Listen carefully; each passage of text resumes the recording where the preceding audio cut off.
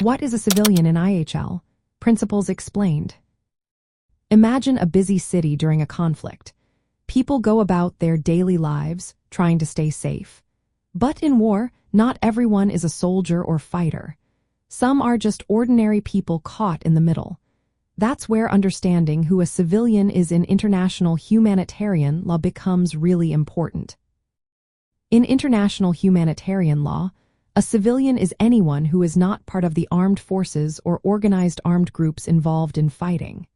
This means they are not soldiers, militia members, or volunteers taking part in hostilities.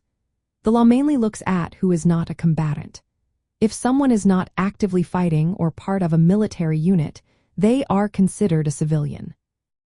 The Geneva Conventions and their additional protocols give us clear rules about this.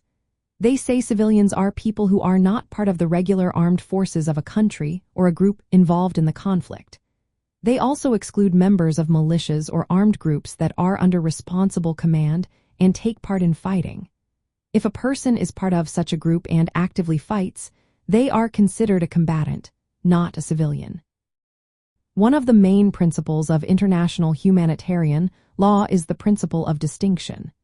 This means that parties to a conflict must always tell apart fighters from civilians. Civilians must be protected from attacks unless they directly take part in the fighting. If civilians engage in hostilities, they temporarily lose their protection and can be targeted. When it is unclear whether someone is a civilian or a fighter, the law says to assume they are a civilian. This rule helps protect innocent people in confusing situations.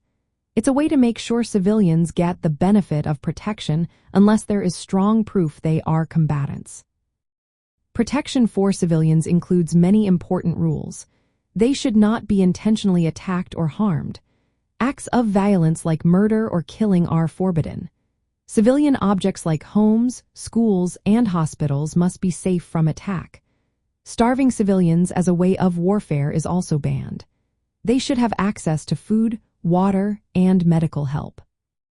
These rules apply in all kinds of conflicts, whether between countries or within one country. Civilians only lose protection if they directly take part in fighting. Even then, their protection is only lost during the time they are actively involved.